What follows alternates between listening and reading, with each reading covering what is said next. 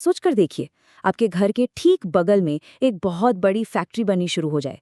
धूल, शोर, और आपको बिल्कुल अंदाजा नहीं कि इससे हवा और पानी पर क्या असर पड़ेगा। और ये सब पता कब चलता है? जब आधी बिल्डिंग बन चुकी होती है। ठीक यही स्थिति आज भारत के एक बहुत ही जरूरी नियम एनवायरमेंटल इम्पैक्ट असेसमेंट यानी कि पर्यावरणीय प्रभाव मूल्यांकन, जिसे हम EIA कहते हैं, के केंद्र में है। और हाल ही में सुप्रीम कोर्ट के एक फैसले ने इस पूरे सिस्टम को एक ऐसे मोड़ पर ला खड़ा किया है जहां भारत के पर्यावरण का भविष्य सचमुच दांव पर लगा है। तारीख थी 18 नवंबर 2025। इसी दिन सुप्रीम कोर्ट ने पर्यावरण से जुड़े अपने ही एक बड़े फैसले को वापस ले लिया। बस इस एक कदम ने पर्यावरण कानून के भविष्य को लेकर एक जबरदस्त राष्ट्रीय बहस छेड़ दी और एक सवाल खड़ा कर दिया कि क्या विकास के नाम पर कानून को तोड़ा मरोड़ा जा सकता है। देखिए, इस पूरे मामले की जड़ में जो संघर्ष है ना, उसे जस्टिस उज्ज्वल भूया का ये एक वाक्य पूरी तरह समझा देता है। अपने असहमति वाले फैसले में उन्होंने साफ साफ कहा कि पर्यावरण और विकास को एक दूसरे का दुश्मन बताना ये बस एक झूठी कहानी है, एक गलत नैरेटिव है। तो चलिए, आज इस जटिल कानूनी कहानी की एक एक परत को खोलते हैं और समझने की कोशिश करते हैं कि आखिर हुआ क्या और इसके असल मायने क्या हैं। इस पूरे विवाद को समझने के लिए हमें सबसे पहले उस सिस्टम को समझना होगा जो इसके दिल में है, और वो है पर्यावरणीय प्रभाव मूल्यांकन यानी कि EIA।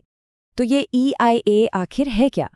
आसान भाषा में ये 2006 की अधिसूचना के तहत एक वैज्ञानिक और कानूनी प्रक्रिया है। इसका एक ही मकसद है, किसी भी प्रोजेक्ट को मंजूरी देने से पहले उसके पर्यावरण पर पड़ने वाले अच्छे बुरे असर को बारीकी से समझना।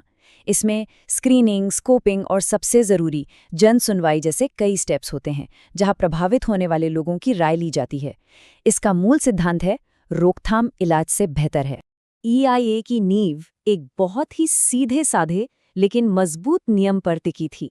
वो नियम था, किसी भी प्रोजेक्ट पर काम शुरू करने से पहले आपको पर्यावरण मंजूरी, जिसे एनवायरमेंटल क्लियरेंस या EC कहते हैं, लेनी ही होगी। मतलब पहले अनुमति, फिर निर्माण। ये क्रम बिल्कुल साफ और तय था। अब देखिए, हर प्रोजेक्ट का असर एक जैसा तो होता नहीं है ना, इसीलिए EIA इन्हें दो कैटेगरीज में बांटता है।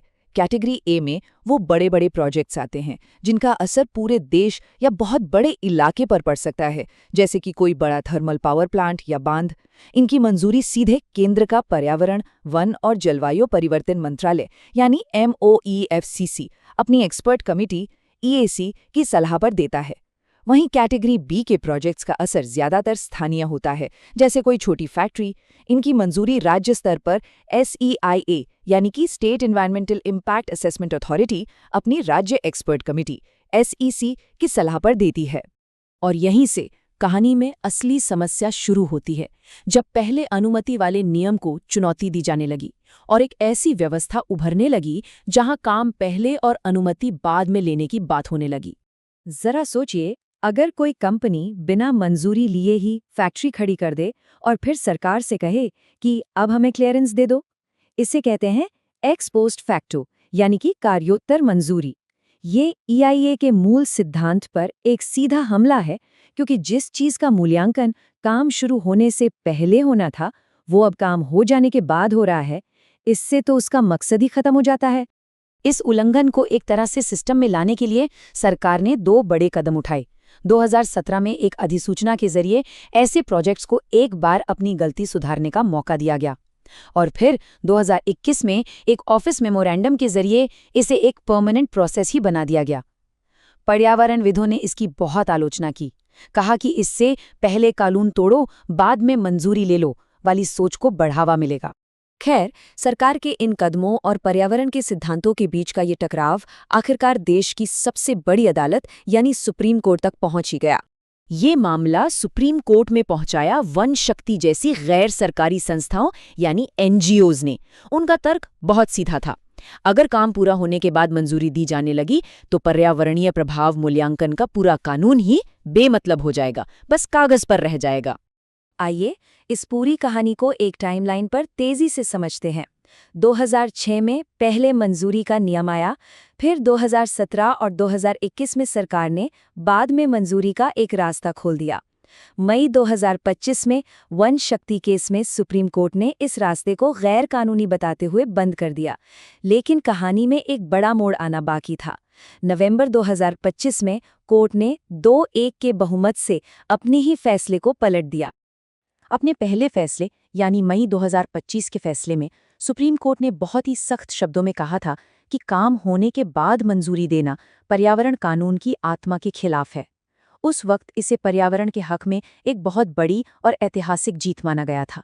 लेकिन नवंबर 2025 में सब बदल गया। 2 जजों के बहुमत का तर्क ये था कि जिन प्रोजेक्ट्स में बहुत सारा पब्लिक का पैसा लग चुका है और वो लगभग पूरे भी हो चुके हैं, उन्हें गिराना देश का नुकसान होगा। इसलिए ऐसे असाधारण मामलों में भारी जुर्माना लगाकर बाद में मंजूरी दी जा सकती है।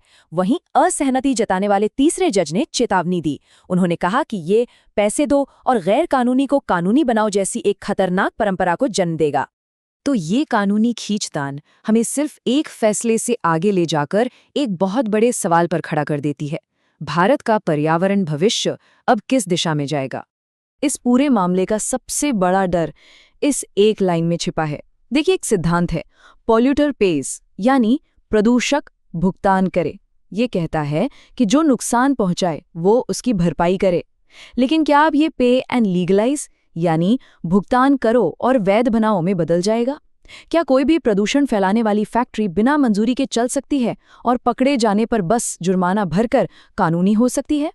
तो कुल मिलाकर ये फैसला 4 बड़े वैचारिक सवालों को हमारे सामने रखता है। पहला, क्या हमें नुकसान होने से पहले सावधानी बरतनी चाहिए या नुकसान हो जाने के बाद उसे नियमित कर देना चाहिए? दूसरा, संविधान के आर्टिकल 21 के तहत मिले जीवन के अधिकार में जो स्वच्छ पर्यावरण का हक है, क्या वो आर्थिक लागत से ऊपर है? तीसरा, क्या जुर्माना कानून तोड़ने से रोकने का एक तरीका है या फिर कानून तोड़ने की एक कीमत? और चौथा, सबसे बड़ा सवाल, क्या पर्यावरण और विकास सच में एक दूसरे के दुश्मन हैं या साथ साथ चल सकते हैं? तो अब सवाल यही है कि रास्ता कौन सा चुना जाएगा? पहले अनुमति का सख्त कानून या बाद में जुर्माने का लचीलापन? इस एक सवाल के जवाब में सिर्फ भारत के पर्यावरण का ही नहीं बल्कि हमारे देश में कानून के राज का भविष्य भी छिपा है। इस पर सोचना और विचार करना हम सबके लिए बहुत जरूरी है।